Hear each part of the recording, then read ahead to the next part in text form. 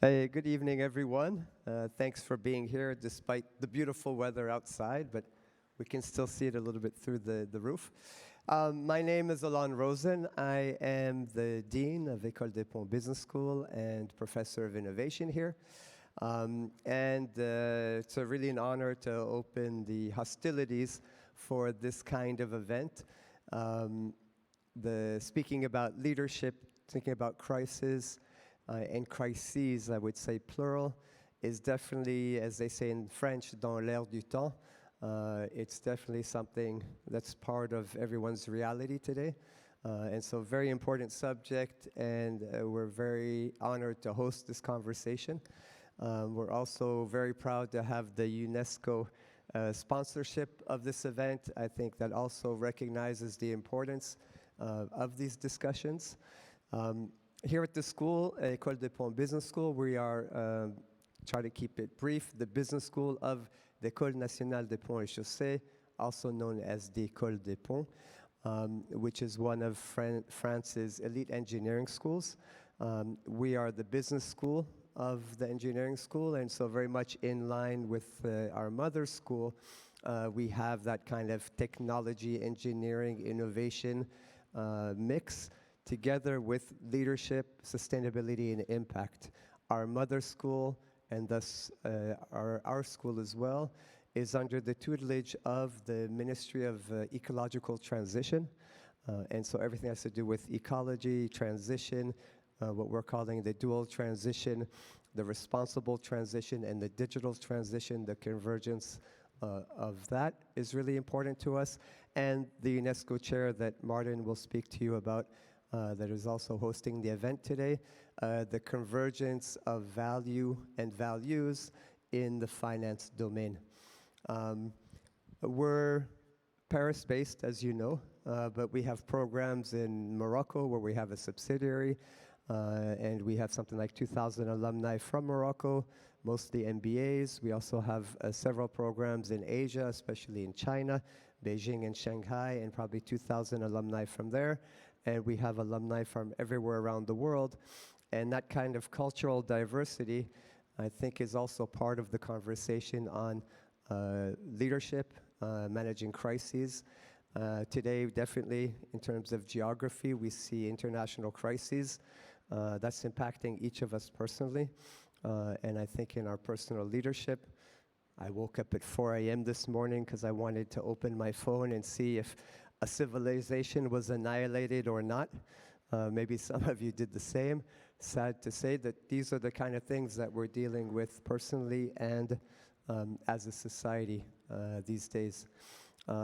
Personally, I've been working a lot in meta-crisis, and this feeling that crises are coming in clusters and you're never quite done with the last one when you're already facing the previous one. And that together with our own crises can be climate anxiety, part of the discussion today. It can be other issues, health issues, it can be leadership issues.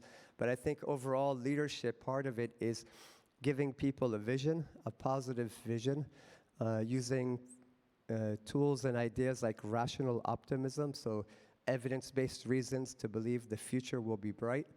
And that's not always easy to do when you're stressed, when you're tired, when you're working too much, when you're facing deadlines. And I think those will be part of the elements of the discussion today. How do you get your own head right? And how do you lead people in times where you feel like you're being assailed in all directions? So with that introduction, I think I'm giving the microphone over to my good friend and colleague, Professor Martin Calnan, the chaired professor of the UNESCO Chair of Futures Literacy, dedicated to the future of finance. And that is a mouthful. Martin, you're up.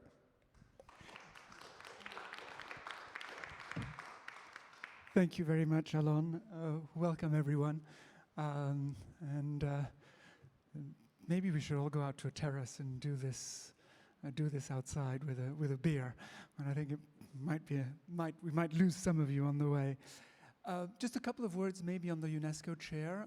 First of all, thank you, Claire, for being here, because if we are a chair, it is also, among other things, a UNESCO chair. It is also because of everything that UNESCO does around futures literacy and anticipation. It's not the theme tonight, and yet you'll see it's quite related. The future of finance, and specifically the future of value and values. So what we think about is how finance, the way we understand value, the way we define value, is actually extremely limiting. And in so many cases, a lot of the anxiety we feel, a lot of the crises we feel, are actually related to the deeper questions of, well, where do we find value? You know, a lot of us probably here are quite privileged. We have a good job. We have a decent salary. We have a roof over our heads. You know, theoretically, everything's good. And yet, we'll get into that.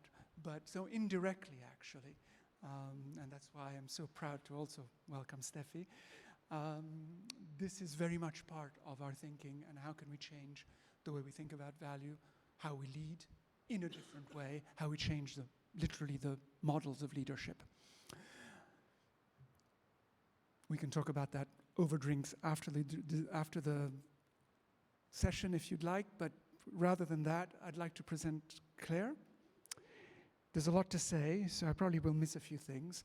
So Claire is head of Futures Literacy and Foresight within the Management of Social Transformation program, or MOST program at UNESCO. So this is really about teaching and developing the anticipatory capabilities within the private sector, the public sector. Another mouthful, but a very worthwhile discussion. Prior to this, she served as UNESCO's sous Sherpa for the G20, where she coordinated UNESCO's contribution to the Brazilian and South African G20 presidencies, and led the UNESCO's high-level task force on AI, data governance, and innovation, something that we at the school are also think we know something about, but maybe we should invite Claire to talk about that in greater detail as well. It's also interesting that UNESCO, which is it's not an organization we associate with this very much, is actually very much AI, innovation, technology is very much central to a lot of what UNESCO is doing and what the UN is doing. There's more, but that's a good start. I'd like to welcome Claire and thank her once again for being here tonight.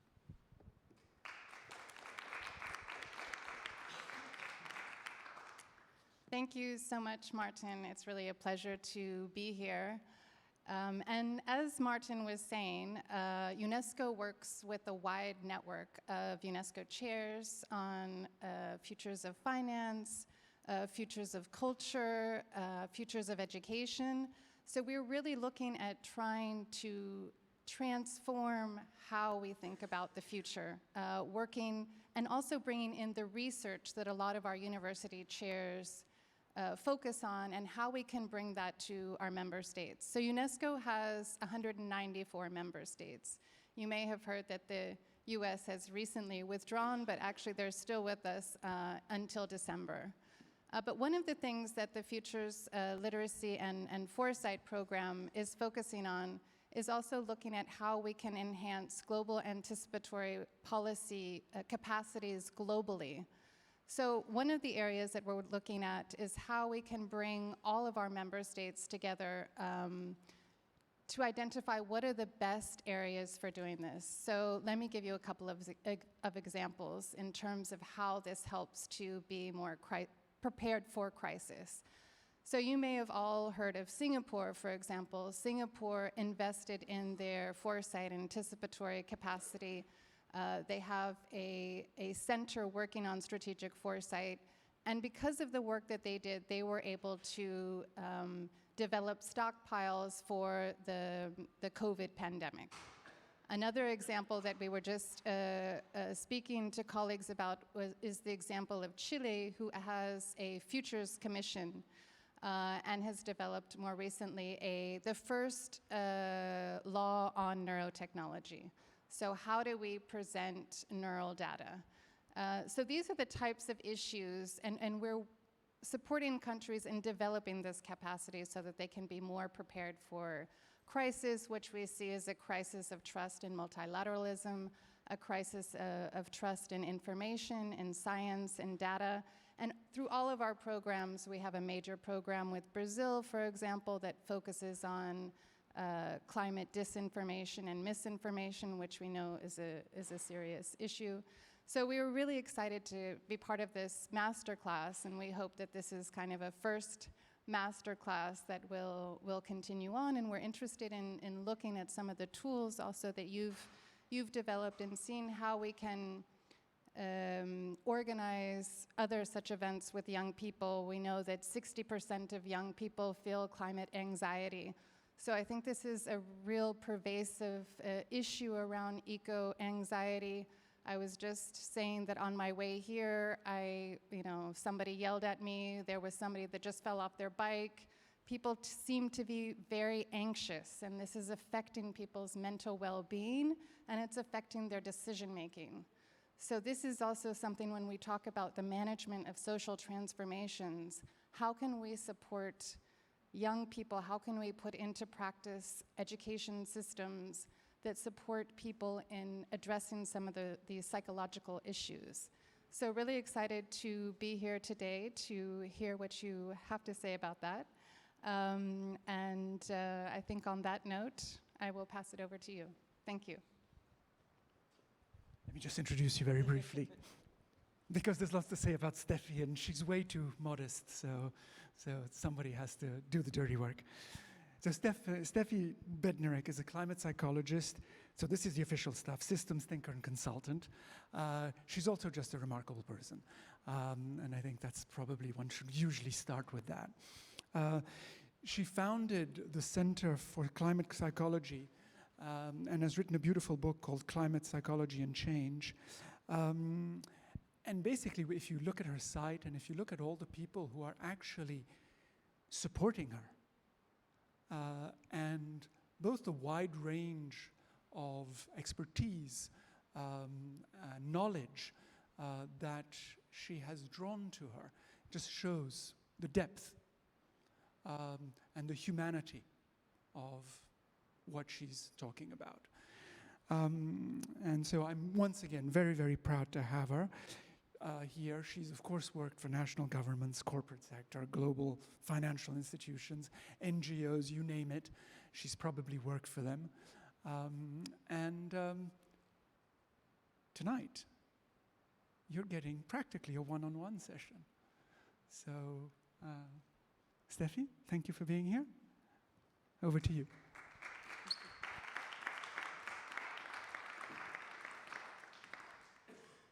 Thank you. Thank you for turning up on such a beautiful sunny day in Paris. It is nice to see you and nice to be here. So, climate anxiety was mentioned a number of times, and usually I can see the faces go when we talk about that. Also, when we start talking about climate change, people very quickly feel overwhelmed. So today, I'm not here to talk about big concepts that we can't grasp. I'm here to try and see how these really big meta-crises turn up in our mundane lives and our day-to-day. And I have also brought some practical tools that we can try at the end. So I hope that you are willing to participate as well in a bit of experiential stuff. So let's start in an experiential way. I would like to invite you in. I think, is this my clicker? Okay. Very designy, like the room here as well. So I would like to invite you to introduce yourselves to somebody that ideally you don't know. If the person next to you is somebody you do know, pretend that you don't. And so, just very briefly, say your name and just one sentence that starts with I am. Just something about yourselves. And then the other person does that back. So let's just do that.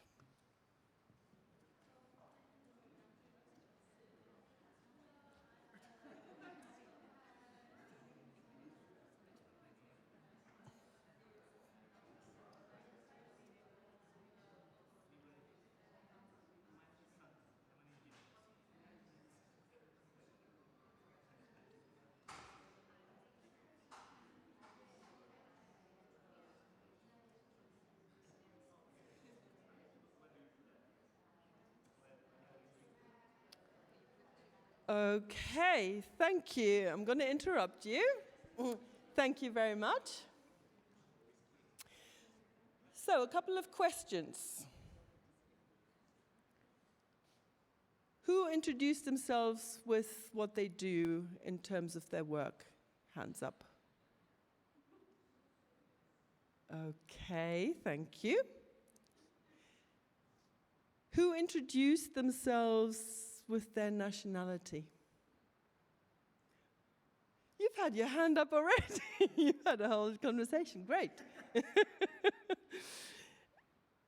Who introduced themselves through a relationship? Like, you know, I would say, I'm the mother of Mila, I'm the neighbor of Claire, and I'm the friend of Beck.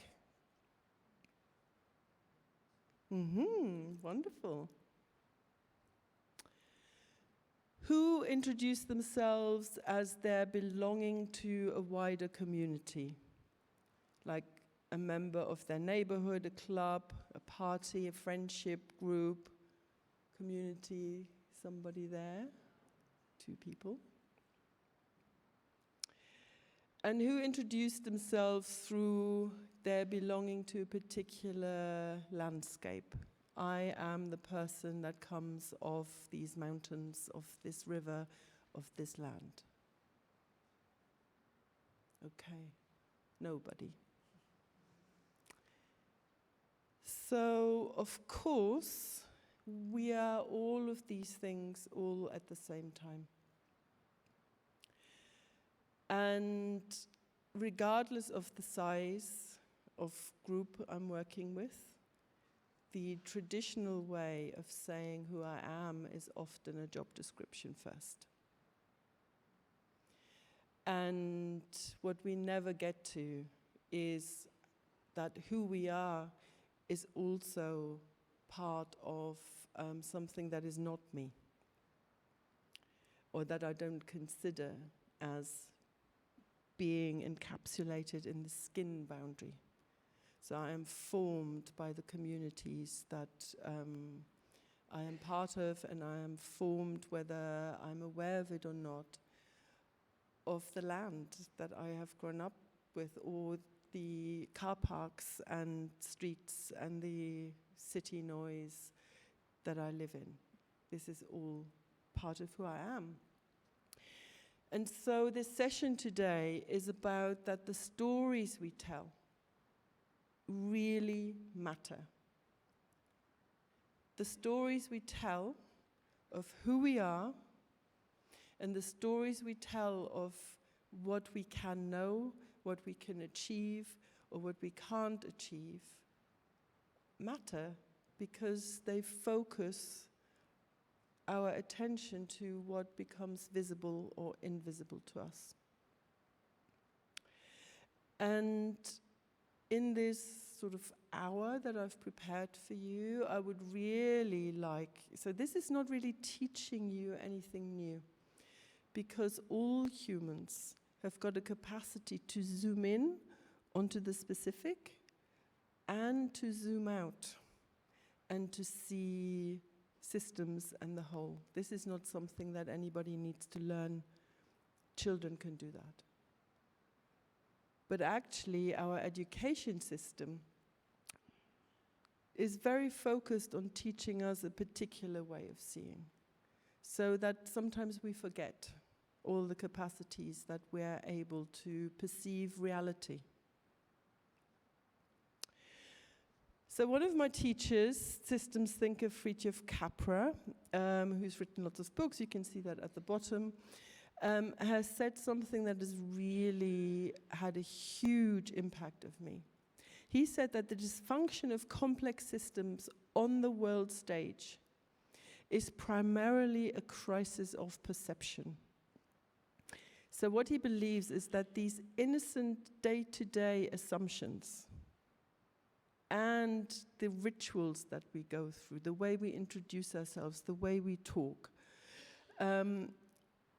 is the glue that holds these huge problems that we're talking about together. So patriarchy, climate change, colonialism isn't just something, capitalism isn't just something out there. It is something that is in me and that I am performing. And there are certain kinds of rituals that we go through. When I was invited to be part of an advisory team for a particular kind of COP meeting, I was invited to Westminster Hall, and there, because we had to be security checked, there was a little group of us outside, and we were fully alive. We didn't know each other, but our voices spoke in a very alive way. We were joking, we were moving, we were telling stories just in the way that we did here before we all sat down.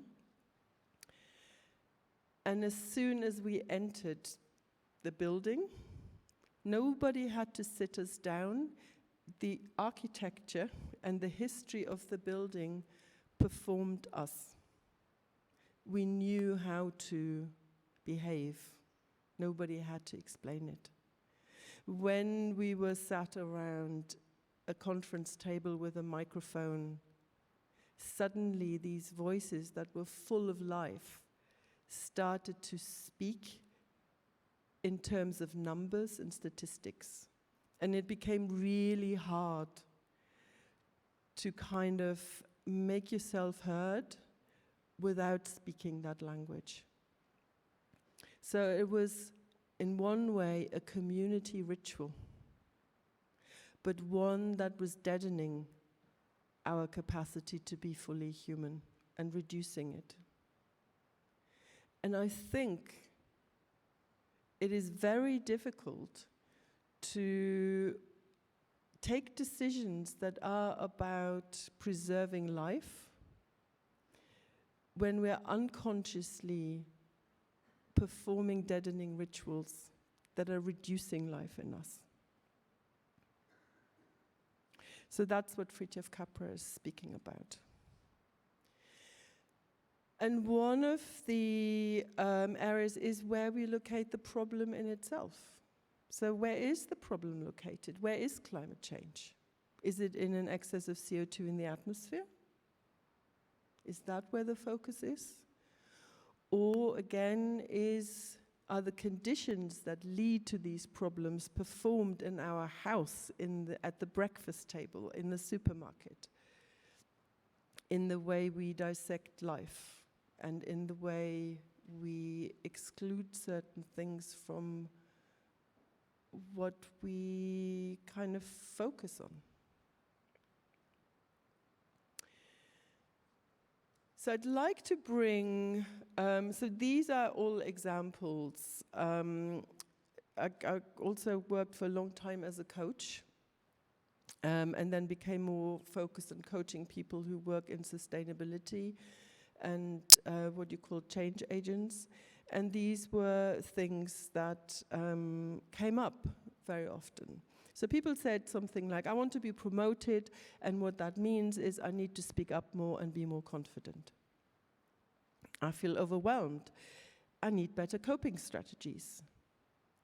I need to manage my team better, which translated into I need to improve my communication skills. Maybe attend a course. I kept missing a few deadlines. I need to manage my time better. I feel burnt out. I need better resilience strategies. I'm struggling with prioritization. I need better organization skills. I'm overwhelmed by my workload. I need to meditate more. So I presume, because these were actual things that came up in my work, that these are familiar. When it came to family, people said something like, I want to be a good parent, so maybe I should. People felt guilty and said, I need to focus less on my work. My work, it takes too much time. I can't really fully be present for my kids. I'm constantly tired. I need better routines. Sometimes I feel empty and numb. I need more meaningful things that I can do. I'm not looking after my health. I need to join a gym. So just by show of hands, have you thought any of these things in recent times? Yeah, thank you. Me too. So what do you notice? What do all of these things have in common? Yes, exactly. So just to repeat, because you don't have a microphone, it's all about self-improvement. Anything else you notice?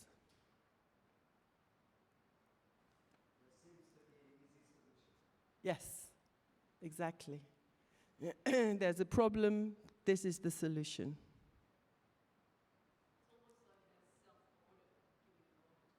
Yes, yeah.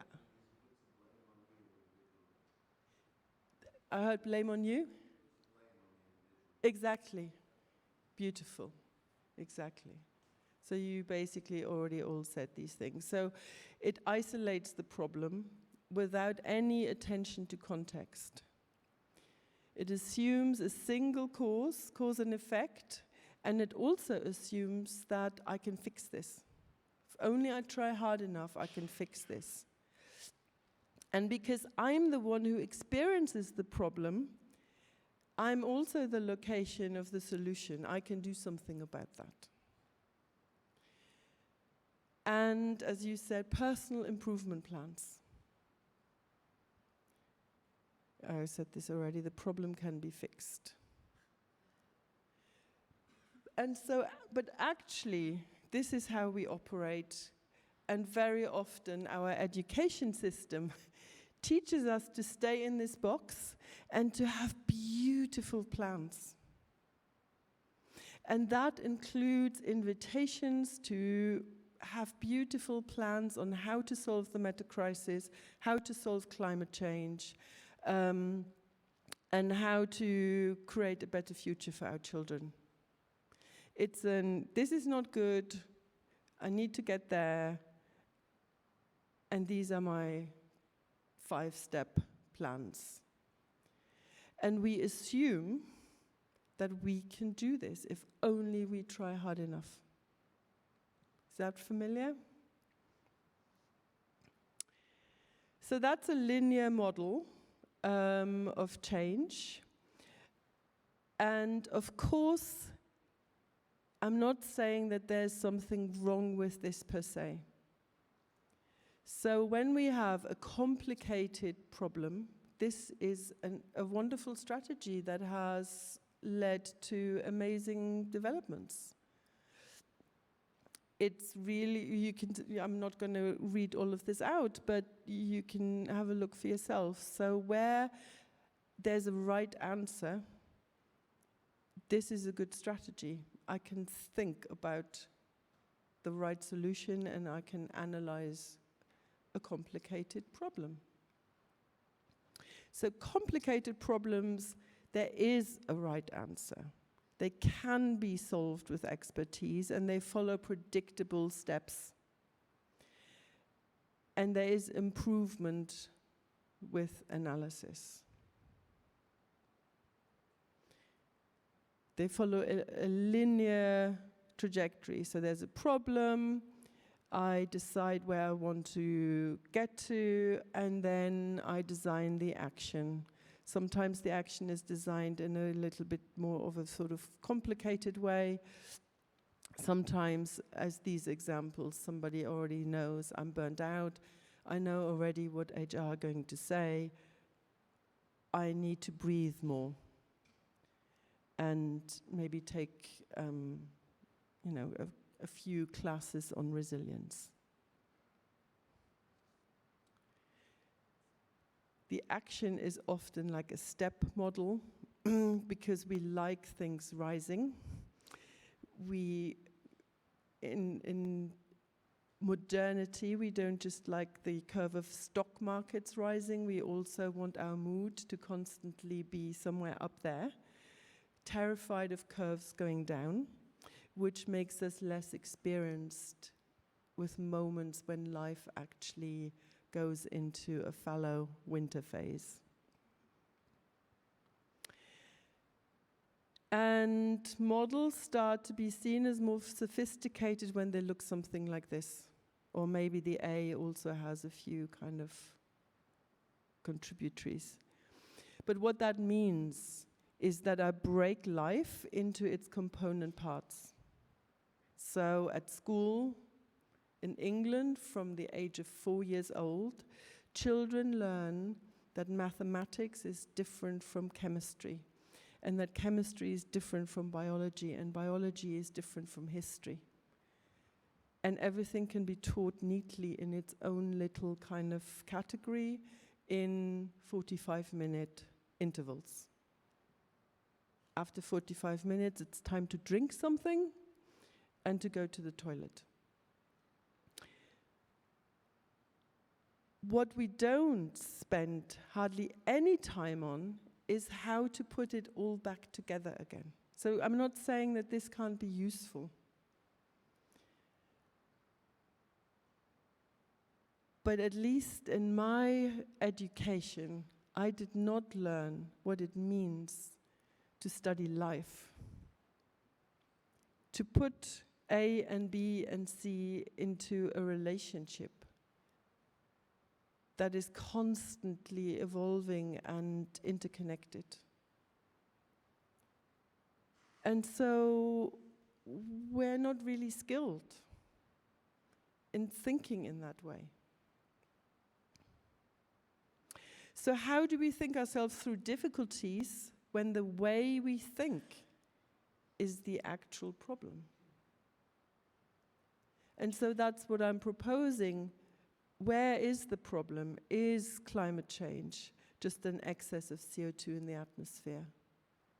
Or might climate change also be part of the way I think and perceive everything? And therefore, if it's part of my mindset, unless I look at the mindset and find a way how to step back and ask questions about that, it will show itself again and again in all of the solutions that we come up with.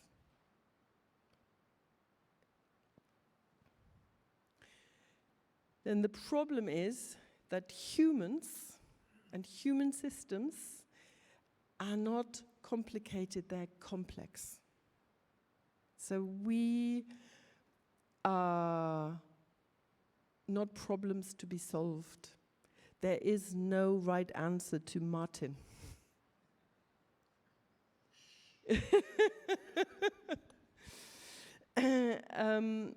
And we are all the time, we are trans-contextual, as your various answers, if I am, showed. I am a mother, and I'm a climate psychologist.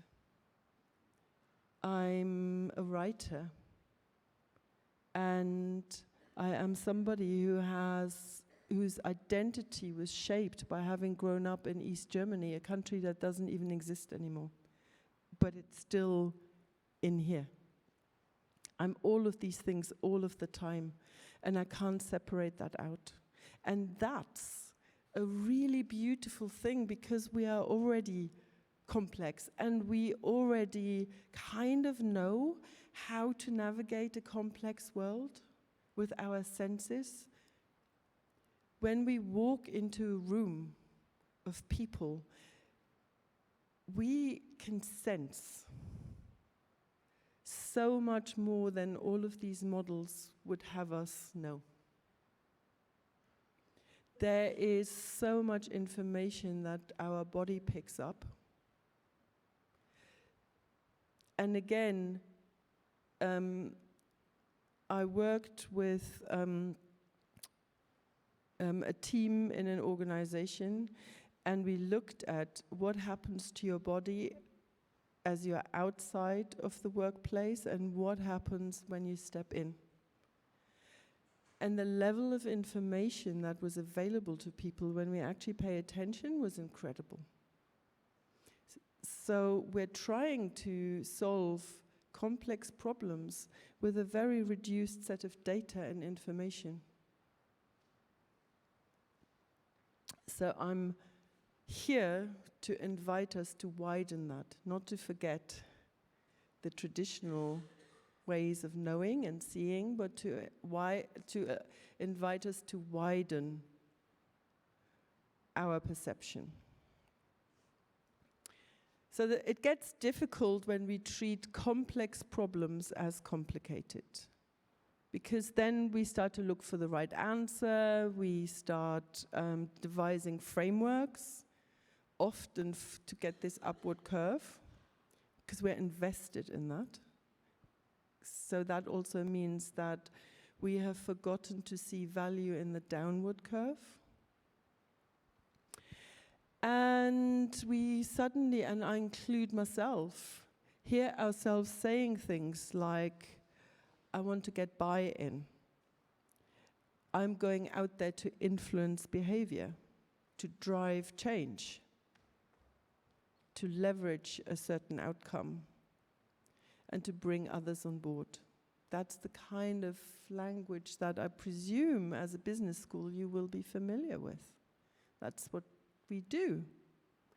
And we do this in sustainability and climate change as well. But I don't know how you feel. But if I think about somebody saying they want to influence my behavior, I don't particularly like that. If I'm the one that they're referring to when they say we want to drive change in her behavior, I'm a bit like, whoa, have you asked me?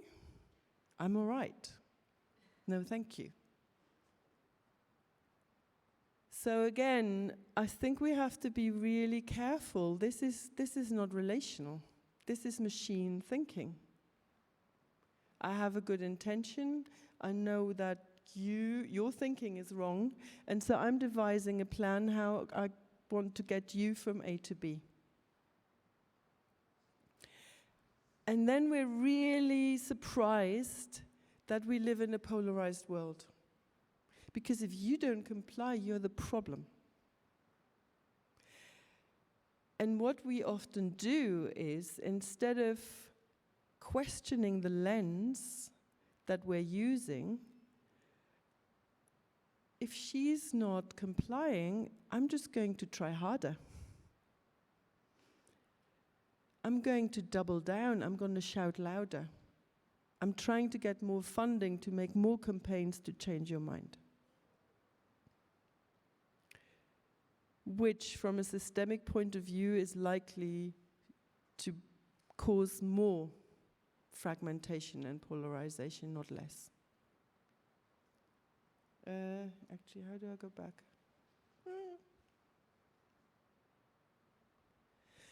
So this is what, in systems thinking, we call a context error. As I said, there's nothing wrong with the A and B linear causal approach. It is absolutely helpful and useful when we're in the right context.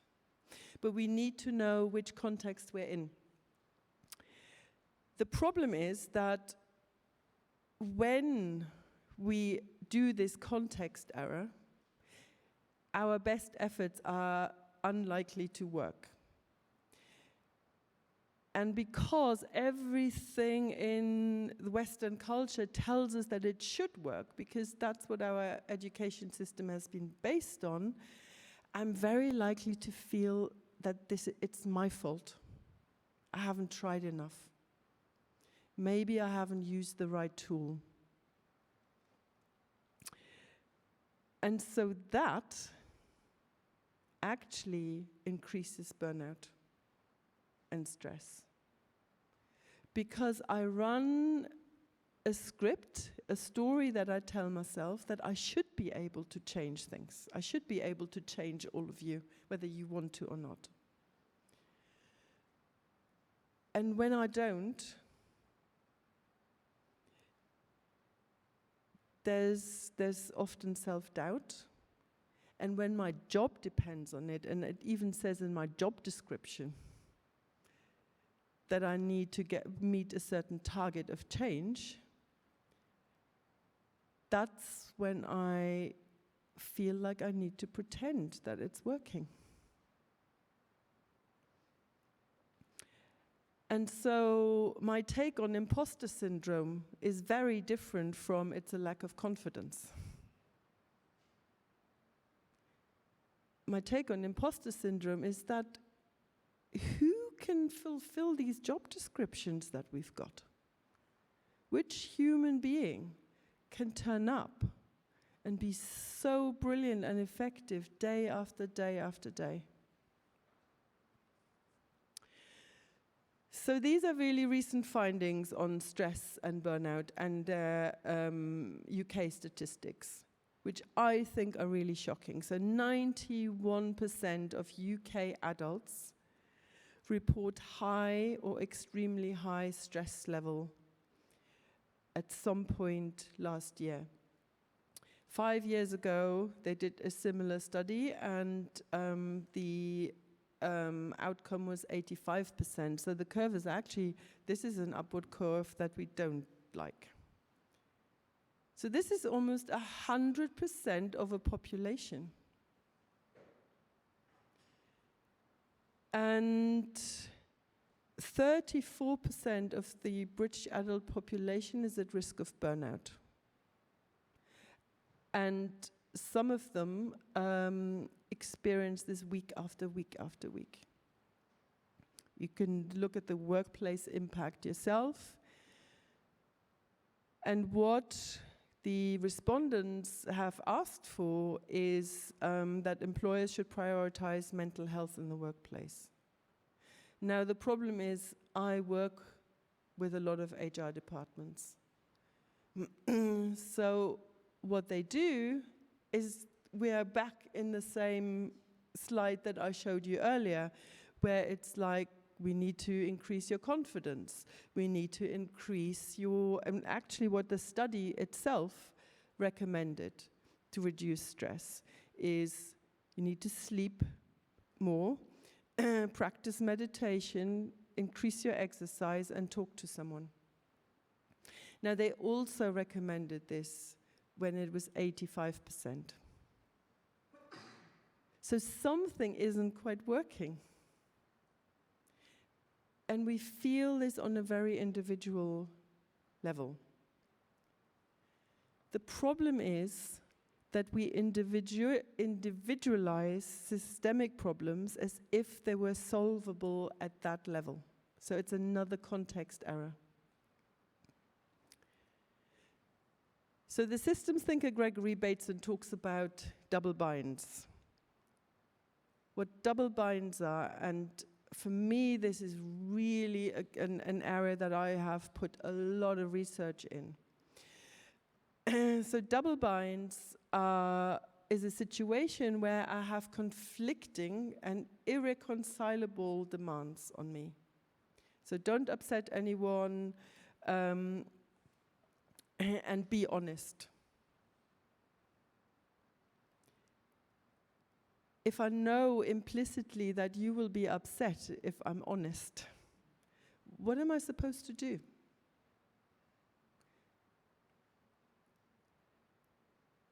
A double bind is a situation where there's no real viable way out of the situation. So whatever I do, there will be negative consequences for me. And there's no way of exiting the situation. So if I'm a child, I can't exit my family. If I have a job description that actually puts me in a double bind, it's not that easy to leave my job, especially in the current climate. If I lead a company, I am also in a double bind in terms of the ways I'm told like companies need to be run. And so I won't go into this, but what I'm currently writing about is that the double bind that we are currently in the meta-crisis are experiencing, we feel this on an individual basis, but like fractals, they, like nobody is the architect of that anymore. We live in a system that has multiple double binds nested within, it's lots of nested systems. And so it makes it really hard to see where's the outside of this.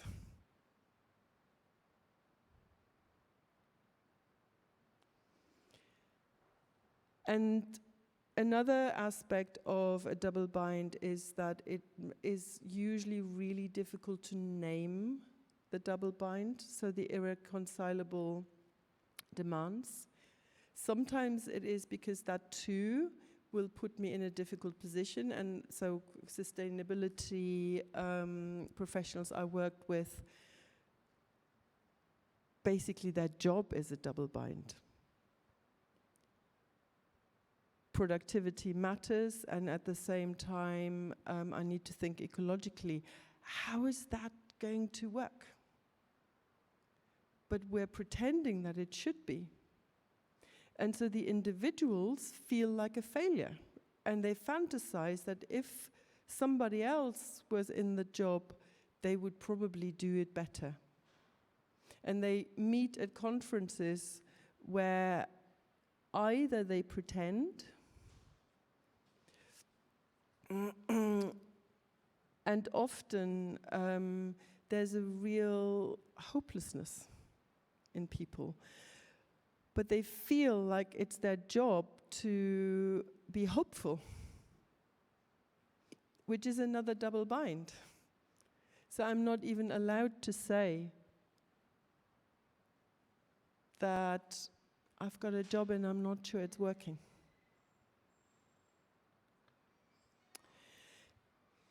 And so if that's repeated over time, then people, and I said that enough now, internalize this. And when a lot of people do this together, that becomes culture. It just becomes how we do things around here. And that also then becomes really hard to name because I don't even see it anymore. So let me just give a few examples of that.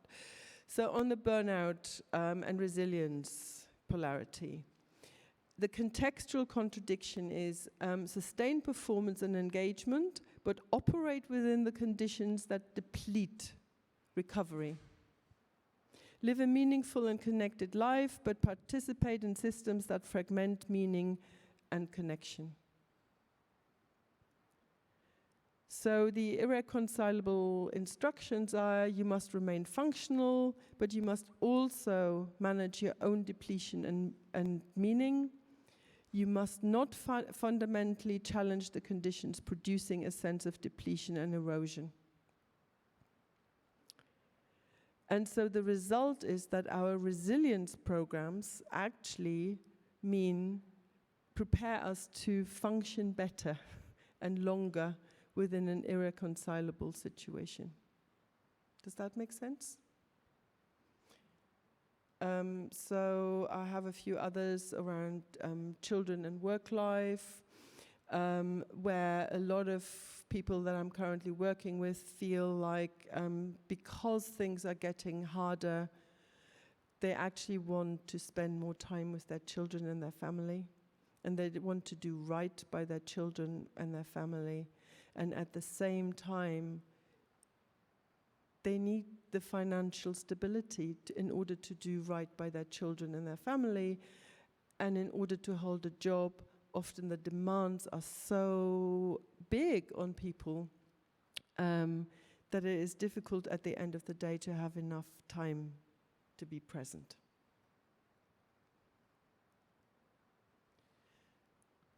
So the question then becomes, how do we create better conditions? Not how do we solve this? But if these are the conditions that we're trying to operate in, what is our leverage on these conditions? And so that brings the question about what do we need to do, what do we need to pay attention to in order to transcend double binds. So I want to say double binds is something that Gregory Bateson has coined, and what he actually talked about was the origin of schizophrenia. That his findings were if people are constantly within a double bind, there's an enormous splitting that goes on. There's a part of me that wants to comply with this demand, and another part of me tries to comply with that demand, and it tears people apart. And so in my work, I have combined different theories, because what Gregory Bateson has given us is what he said is what's really important is to add context. And I'm going to say a little bit about what that means in a minute.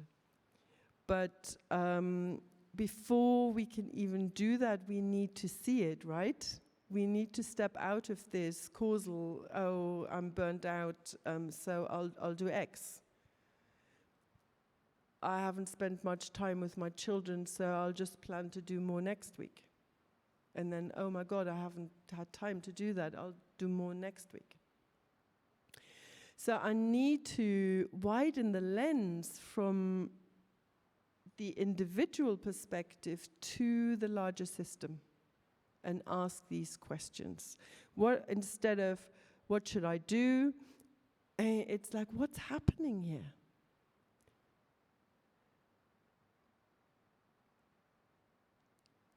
The second aspect is making the implicit contradiction explicit. How can I make something that I can hardly see because it's so normal, because it's so ritualized, because it's so how we do things around here?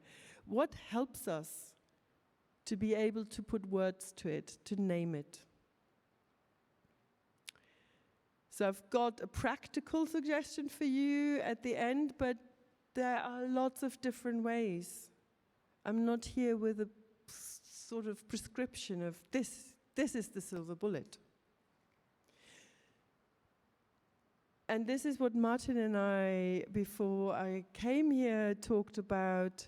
What's really important, and that's so difficult, is recognizing that resolution may not be possible.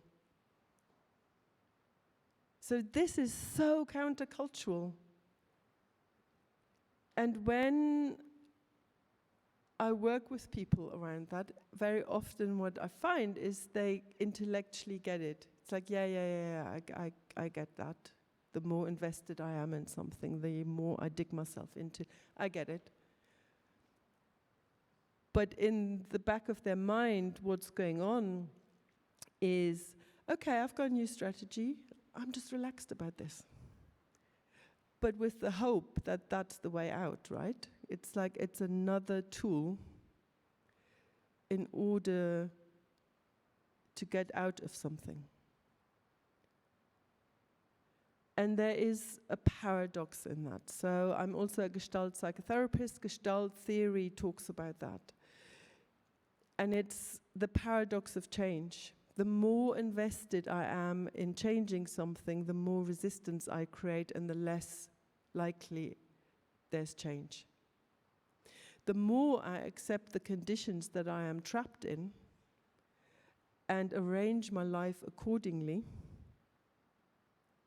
the more I widen. I'm no longer avoiding the pain and suffering that is involved in that. And paradoxically, and you can't fake it, and that's the thing, you can't fake it. The more I genuinely accept things that are difficult, painful, and that includes death, the more there's an opening and I start to see things that otherwise, if I'm really invested, I would not notice. And there's no guarantee that that might bring a fresh idea that gets me out of something, but the likelihood is bigger. But you can't fake it.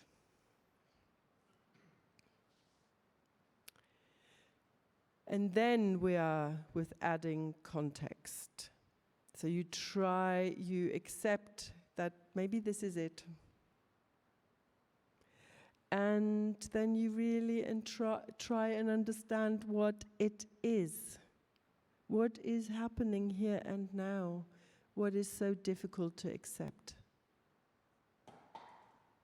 And by becoming curious, not about where I want to be in my 5-year plan, but about here and now, again, the more context I add, the more I see. And the more likely it is for me to see something from a really unusual perspective, because I've slowed down enough to shift my perspective.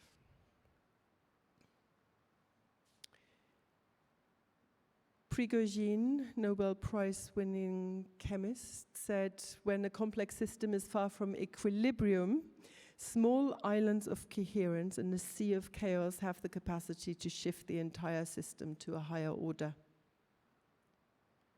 So when I slow down and start to look for context, I might find you.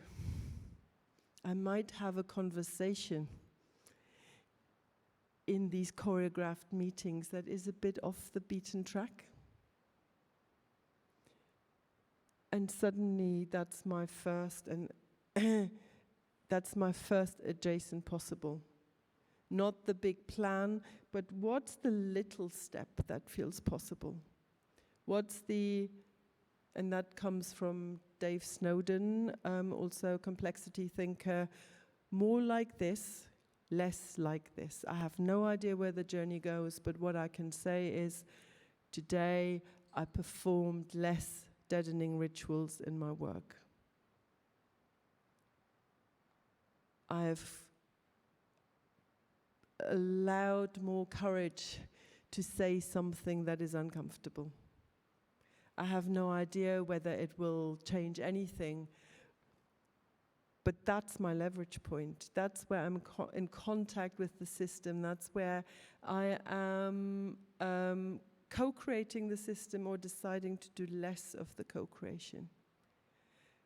And it will eventually lead to different things. And that is my journey. That is how I'm here. I had no idea that something like climate psychology even existed. I had no idea that one day I would found an organization called the Center for Climate Psychology.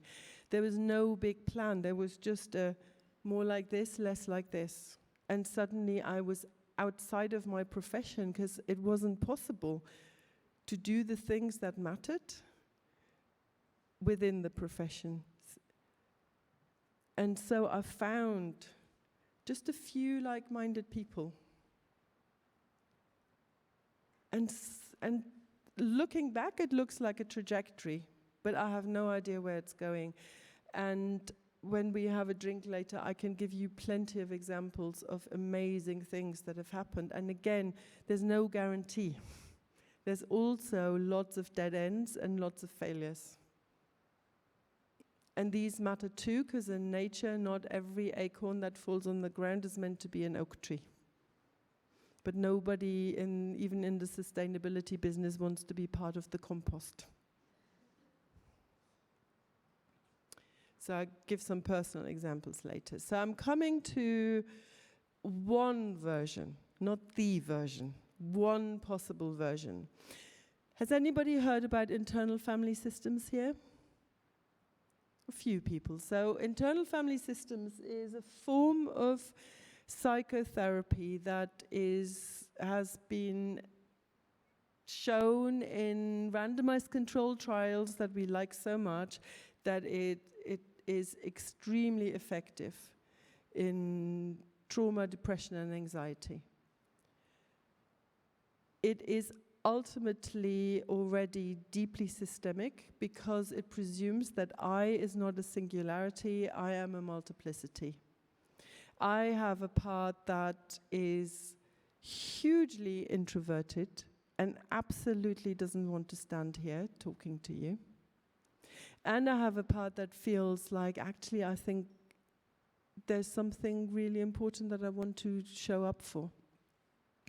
And these two parts can be in conflict with each other and not like each other very much. And so internal family systems is a way of saying that we have a whole system within us of different parts.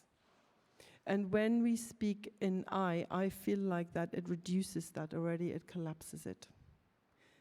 And so that's the bit about adding context. When I start to make these visible, these contradictions in me, I start to get different kind of information.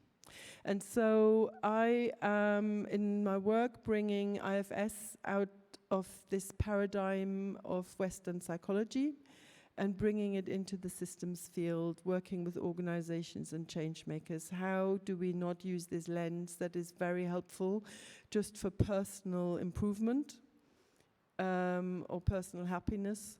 How can we use this lens to show us the way of more like this, less like this? And how can we make certain things that we perform together, how can we make them visible? So this shows we are a multiplicity of parts. And what we want to do is, instead of being in a part and being and acting it, to have the capacity to step back and to explore it. So I present a few possible parts that I encounter quite often in people I work with. And this is me at times as well. It's just all a little too much. I am not going to read the news today. And none of these are wrong, by the way. This is really important. In internal family systems, we say there is no bad part. We don't ever want to get rid of them. We want to learn how to be in relationship with them. So this is, I have learned how to bring a scientific perspective and lens to life, to ecologies. I'm working with wealth holders quite regularly, and having an image like that has made it sayable, where a few people said, no, that's me.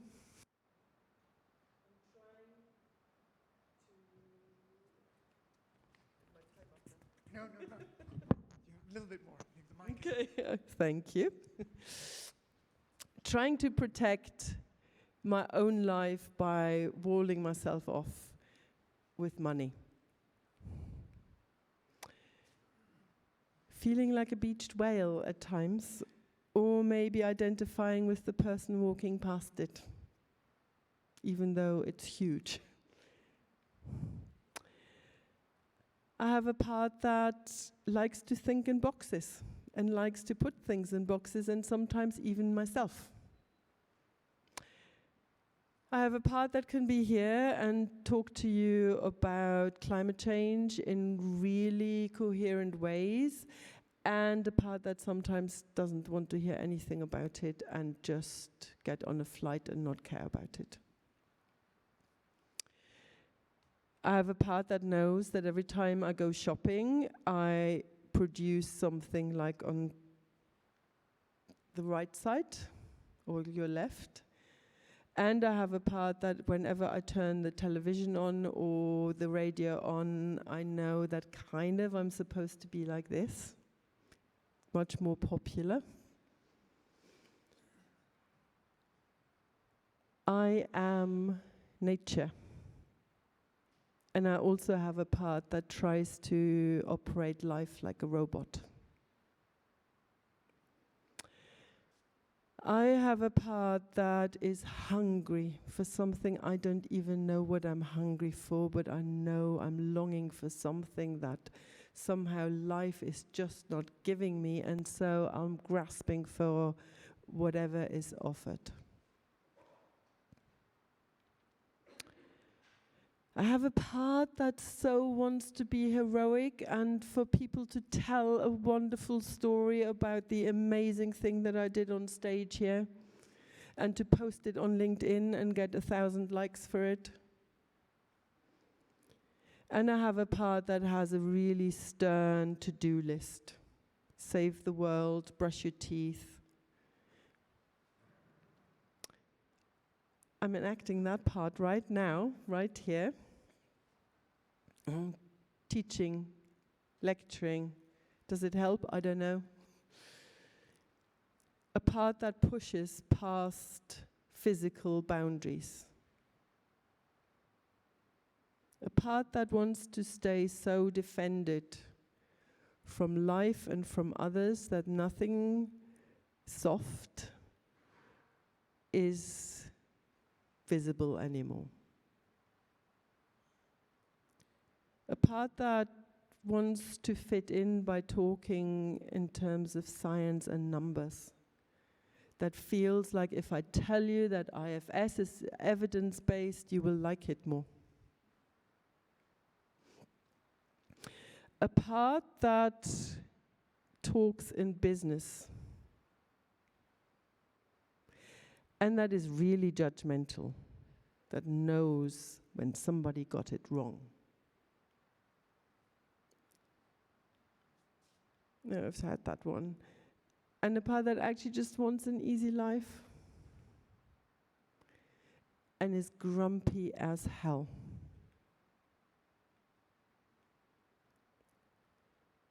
Too busy to see what's beautiful and should not be missed. And a part that every so often, and I think my daughter sometimes can tell you, gets on her soapbox and starts to preach. And is really exhausted.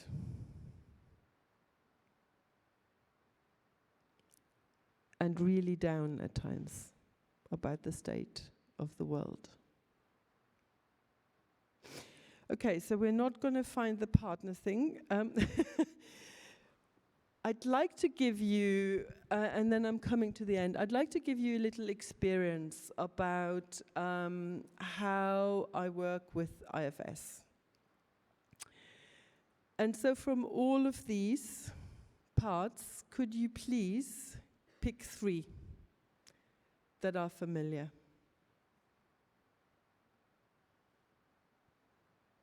Just in your mind's eye.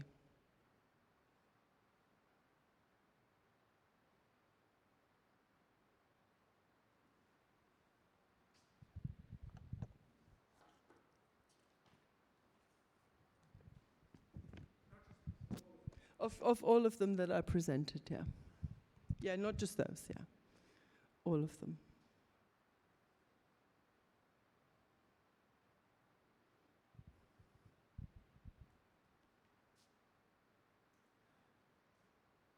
Okay, everybody's got 3? Okay. So for those that are comfortable with me talking you through visualization, feel free to close your eyes.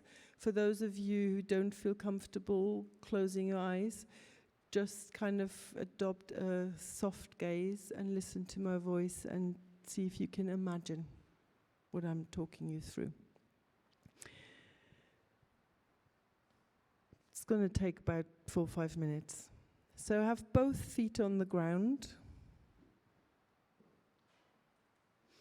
And notice the weight of your body on the chair.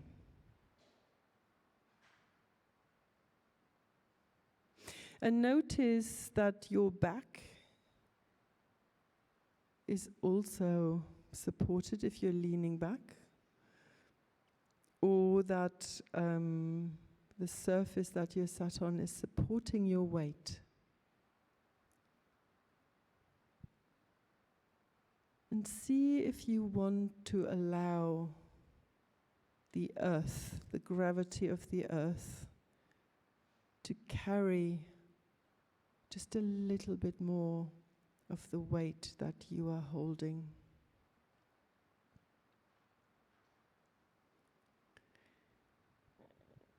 And notice your breathing. You don't have to change it, just notice. This is my in-breath. This is my out-breath.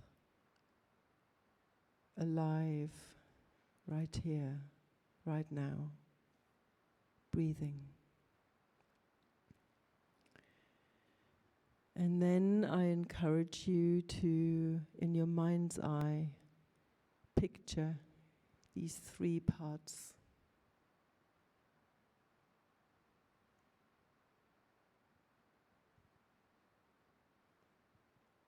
And it might feel unusual, but I'd like to invite you to welcome these parts, to actually speak to them as separate from you. To let them know, I know you are there. You are part of me.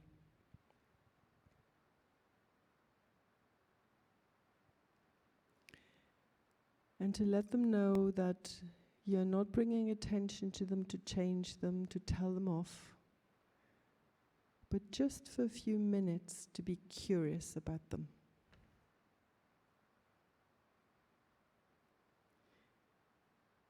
And see if there's one part that would be willing to have a little conversation with you first.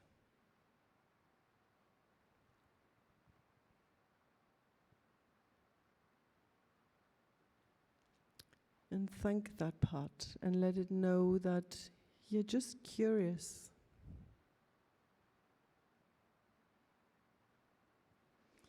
And ask that part to show you, either in body sensations or in images or in words,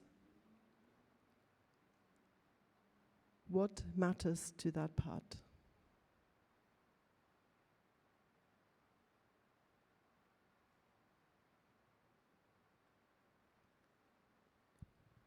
What is its job? Let it show you.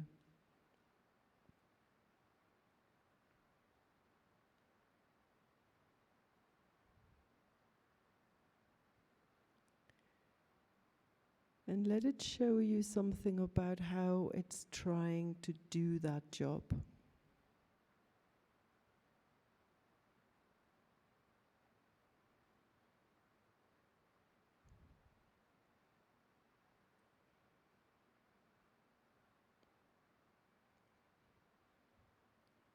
What does it want for you?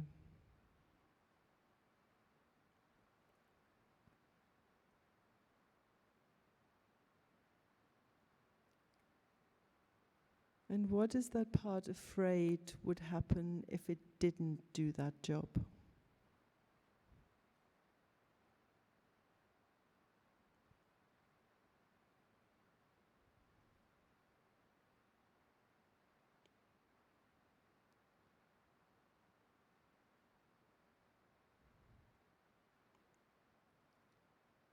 And then ask it if there's anything else that part wants you to know for now.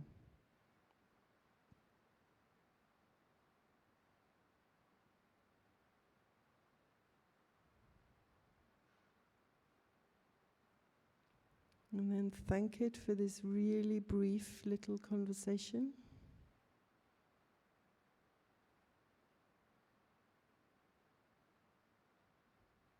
And ask it to stay there as you turn to the second part.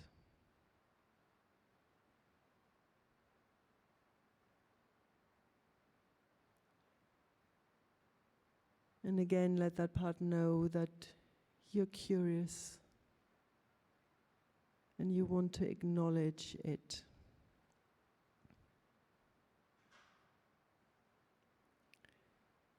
Ask that part what it's concerned with.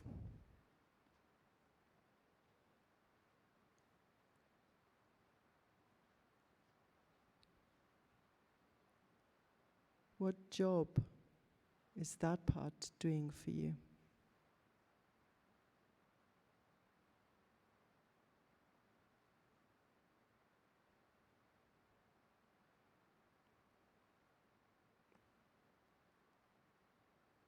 And what does that part fear would happen if it didn't do that job?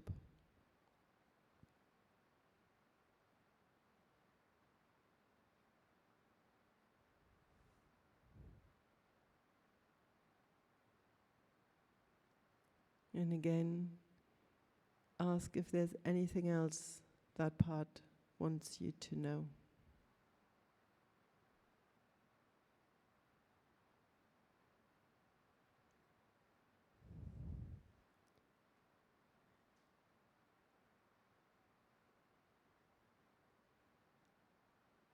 And thank that part for this brief conversation.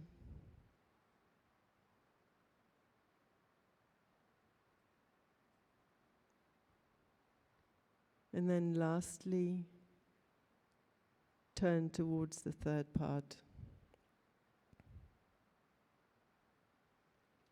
Also acknowledge its presence in your system.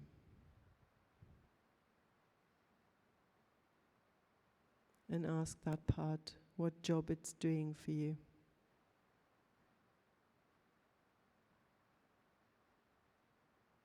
How is it trying to be helpful?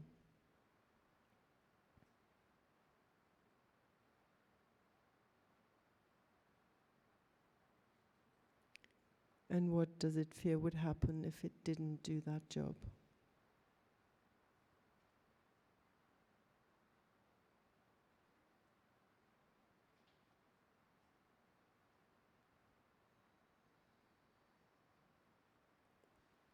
And again, ask if there's anything else it wants you to know.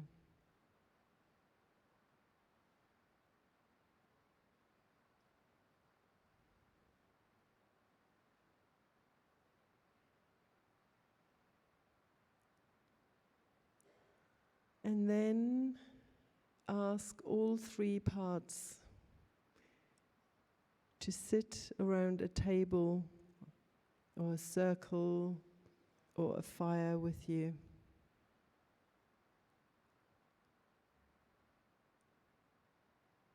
And let them know that they all belong.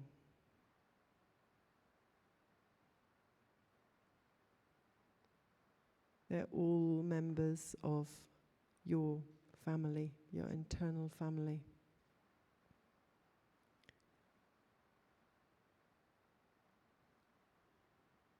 But you are the one who needs to take the decisions. And you can consult with the parts.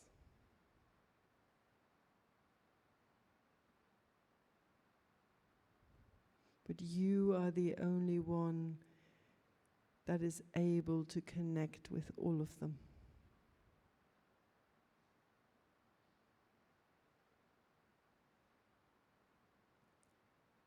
And just before we finish, let them feel your presence.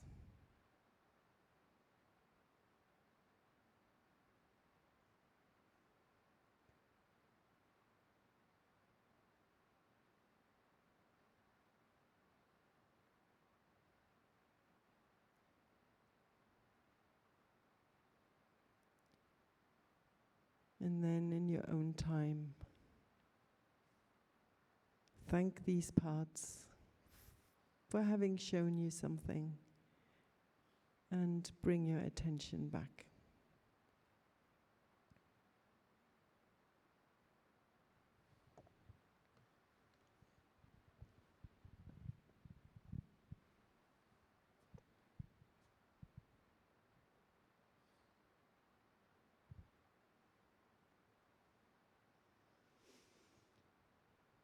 right. May want to have a little stretch. Works for some, not for everyone, especially in a lecture theatre. But this was a little taste of, we have a multiplicity of contradicting parts inside of us that hold sometimes irreconcilable views.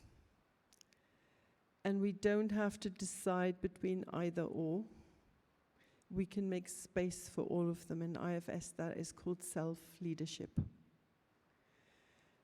And the more we practice that, the more we have the capacity to do that on the outside world as well. So thank you very much for your attention. And I'm handing over to Martin again.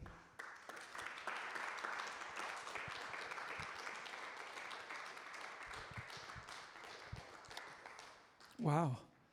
I suggest we actually come and sit over here and maybe open it up to reactions, questions, feelings, emotions,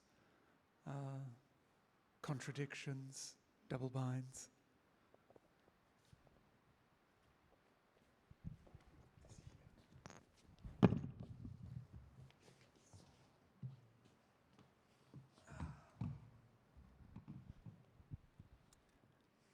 I, for one,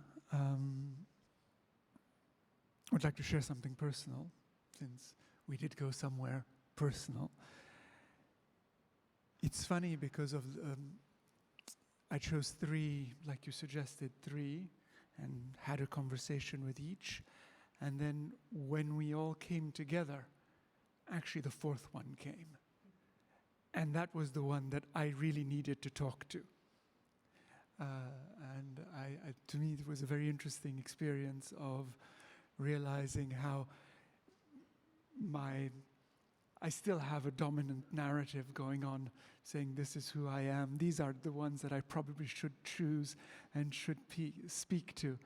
And it took me a while to, I guess, break through that barrier. At least that's the way I feel it. Break through that barrier and suddenly said, well, actually, no, you're exhausted. That's what you need to talk about. That's the real issue here. So just a very personal experience I wanted to open up with. And of course, please, either of you speak to that or something else. Yeah.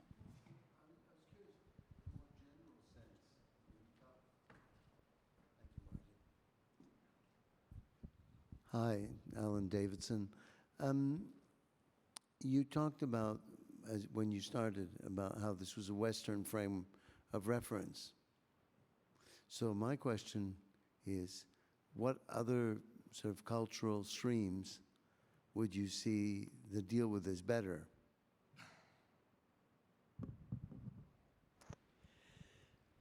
So I work with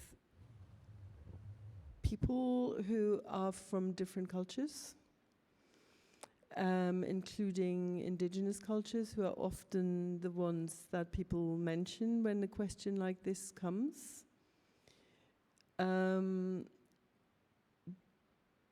I'm not sure about better or worse, because I think that we live in a system that has been successfully exported into all corners of the world. So I think there is hardly anyone who isn't touched by modernity. So the better or worse, differently. So I'm not sure I can answer, and actually maybe you have something in mind. Do you? I certainly had a question. I think one of the things that strike me, depending on the cultures, you have more of the idea of circularity, say in the Indian cultures. You have different sense of time in other cultures. You take away the urgency, I wonder whether some of these issues are as great. Those would be the kind of lines that I would be thinking in terms of. But again, this is an area you're much more knowledgeable about than I am. And it just strikes me that there's, if you use the Western reference of time and obligation, which is very much sort of the Protestant work ethic, which drives a lot of it, I think, in the West, or it's how it's mostly implemented. And what happens when you start to look at it in other contexts, as I said, in Hindu or whatever? I think so. So this is my really personal take on this, and please join in on this. When we talk about islands of coherence, then surely, like we can be informed by something that is on the edges or outside of the system we operate in. However, even with other cultures, I think we need to look at things contextually. We can't just, like in a petri dish, take a particular aspect that, from my Western mind, I like or think is more useful. Like when I go to a garden center, I make the mistake that I go for the plant that I like and then I plonk it into the ground without really paying that much attention to the soil conditions. And so I think there's a similarly extractive tendency. I'm not saying that that's what you're suggesting, but I see that a lot, of saying, ooh, I like a bit of the way that Hinduism deals with this, and the Sufis do a little bit of this. And I like what indigenous peoples in the Amazon do here, and I do a bit of mix and match, which is a repeat, I think, of something ultimately consumptive. So my personal quest is, as a white European woman, what is my lineage? What is my context? And how can I be rooted in that and do a little bit more this and a little bit less this? And also remember the lineage and ancestry that leads me back to some form of rootedness. And I'm quoting the scholar Jürgen Kremer, who works in America, who says that as white Europeans, our way back to our own indigeneity needs to go through trauma, that there is no way to bypass the trauma of what we perpetrated, but also the trauma of what we suffered. Can I take a follow-up question there? Or did I cut you off? You were going to say something more. I just wanted to follow up also on this idea really of systems thinking, which we also look at in terms of futures literacy and foresight when we think about how we can use the future to also question our assumptions. And I think when you also gave us this exercise, I was thinking personally about being more rooted. And I think maybe this goes back to this issue of looking at time and place and landscape, and how, so this is also at UNESCO, we're looking at indigenous cultures and how they react and interact with each other, but also the earth, and how this can influence new ways of thinking and the future in terms of social transformations. So what I would add to that is, if I have awareness about which part of me fantasizes about the future, I add a lot of contextual information that is important. So all of these parts that I showed you may have a slightly different wish for a future. And I think that's an important addition, because otherwise we are very tempted to run a unilateral story, just one. But if I invite 10 parts of me, around a table. There's 10 different future scenarios that I'm dreaming about. And the way I have used this methodology with philanthropists, for instance, who are working in the impact investment space, is which part is giving and which parts are not at the table. And so what are we exiling? What never gets invited to come forward? And so it helps to map.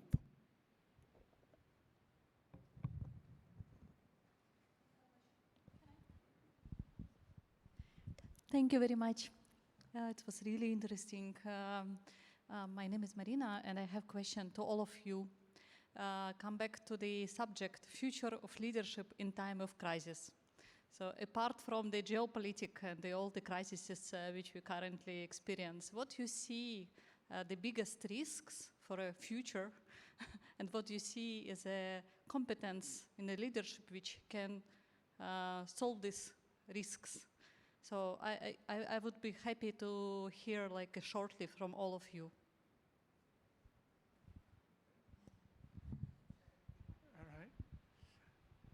All right. That's a difficult one to wrap into a short sentence. I think today, what Steffi was talking about, and actually also clear about how we use anticipation and imagining different futures, what we really need to let go of is actually imagining that we have as much agency as we think we have. Accepting that we have, accepting that we have a lot less control. To have agency, we all act all the time. What that actually leads to, the complexity of it, the nested systems. And this is not a hopeless thing. It's just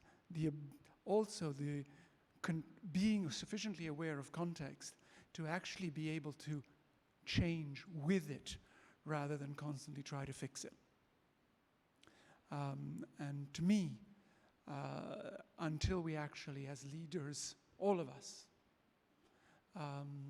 can sit with that contextual uncertainty, ambiguity, not knowing, not being able to control, that's probably one of the big things that we need to learn.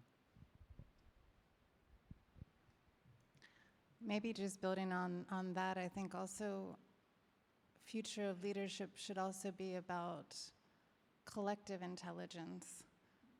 So really thinking about what are the different types of views, who's not in the room. I think you were also mentioning that.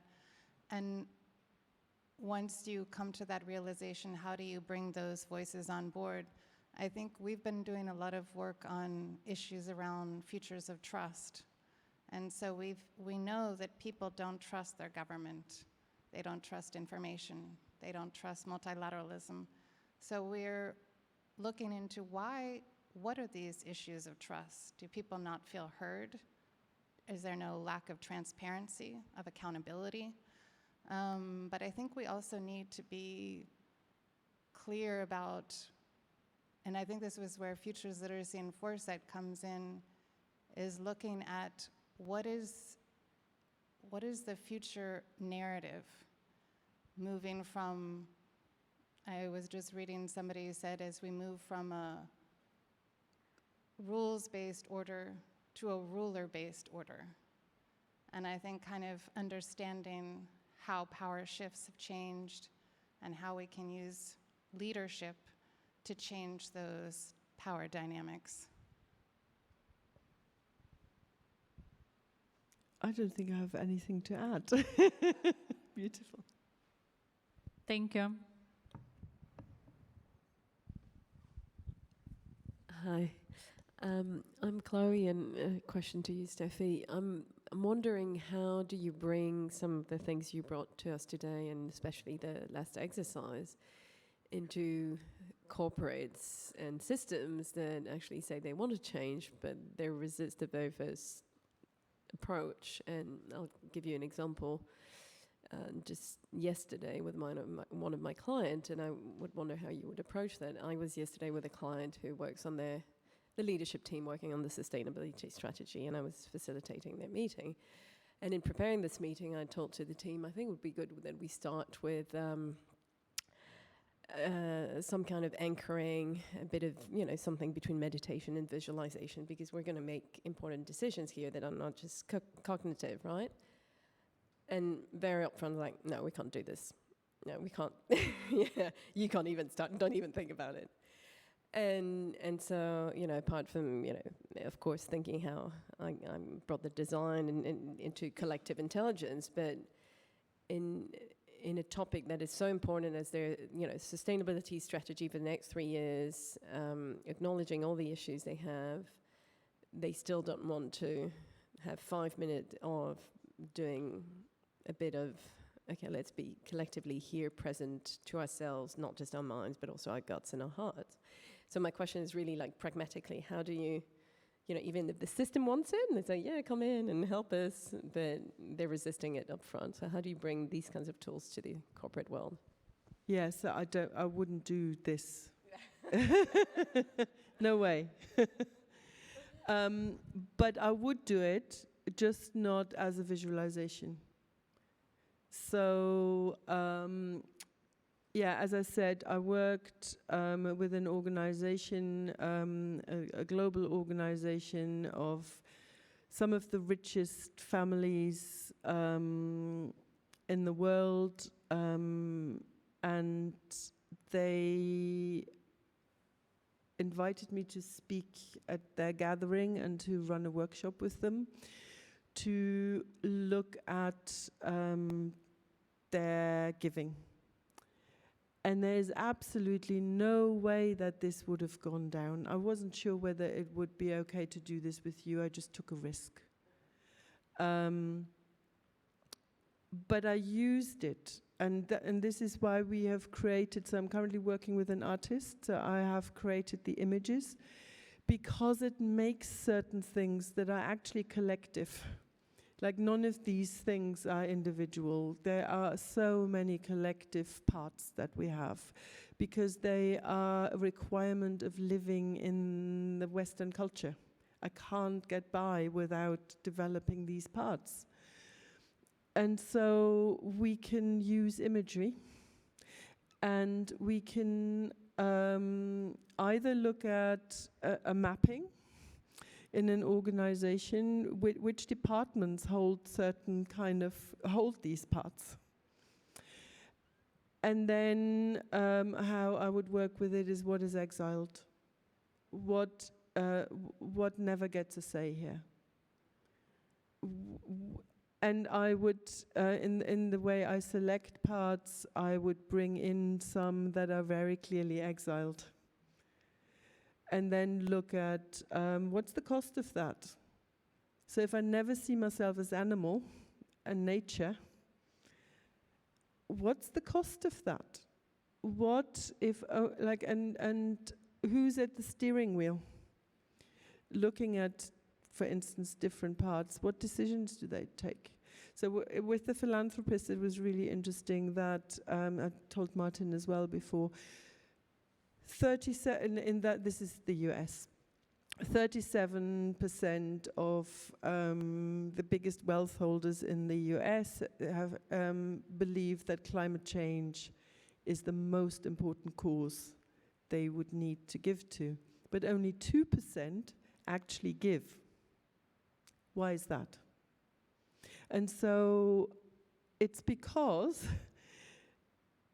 when their dad or mum part, if that was invited to the table, they would probably give more, right? But it's like, it's the business part that takes the decisions, and giving towards climate is absolutely uncertain. There's no guarantee for return on investment, blah, blah, blah, blah. But it's like, if that's the one at the end of the day that always makes the decisions, we're not going to get change. And so which are the ones that are always, always excluded, and what do they have to say? So that's how I work with it. Thank you. And there are other tools, of course. Futures literacy actually is one of them, where in a much more indirect way you actually surface the underlying assumptions. And so you're not the one telling them, maybe at some point you should actually stop, think, and presence some of these voices, other archetypes that potentially are not being talked about or are being shut out. But it actually emerges from the process itself, which is another way of doing it, because when you invite someone to do something that is so contrary to even to their identity to a certain extent, I don't have time for this. I'm a busy man, usually a man. I've got things to do, and I'm important. I don't have 5 minutes to waste. So it's another way of surfacing these things that actually is very powerful. Maybe just to add to that, I think it's also about our value systems. We tend to say return on investment rather than seeing, how do we put value on our natural habitat, on rivers, on our climate. And I think this is something that we're, looking at as well, going beyond this GDP indicator of well-being. Does this really give an indicator of our success when we're seeing planetary decline? So I think these are kind of the systemic models that we're interested in changing and working with other people that are interested in changing too. I had a question that goes in a completely different direction, but and don't answer if you don't want to, by all means. We've talked about a lot of this as how people frame the world around them. It's essentially, I think, what it comes down to. What is the framework within which they view the world? A lot of there's a whole movement now towards trying to solve problems like PTSD, all kinds of psychological problems, using psychedelics. And I'm curious, what starts to happen with these framings that you're talking about and the values and the way people see the values when you start to bring that in the equation? As I said, don't answer if you don't want to. Happy to answer.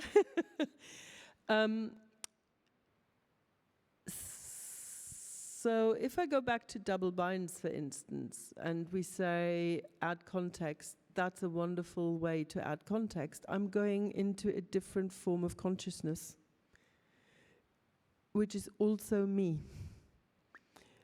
And I shift consciousness. So psychedelics is one way. Going into visualization, as we have done, is another way of shifting consciousness. When we go into the imaginal realm, the rules are completely different. And I don't mean imagine the future. I mean going into a realm where I no longer have control. The images are claiming me. So psychedelics is a really powerful way of switching off the rational, conscious left hemisphere mind, and where something, and a different way of knowing is claiming me. A different form of nature connection is that too. Having a conversation. I took a group that was meant to take decisions about a river and the cleanliness of the river out of their offices and into the river. And the decisions that were made are completely different when you are in the filthy water. So it's that kind of shift. So that's my answer. It's like Sufism, you can swirl. Meditation, lots of different ways to add context to. Maybe just kind of going back to futures literacy and futures thinking can also take you out of your current context.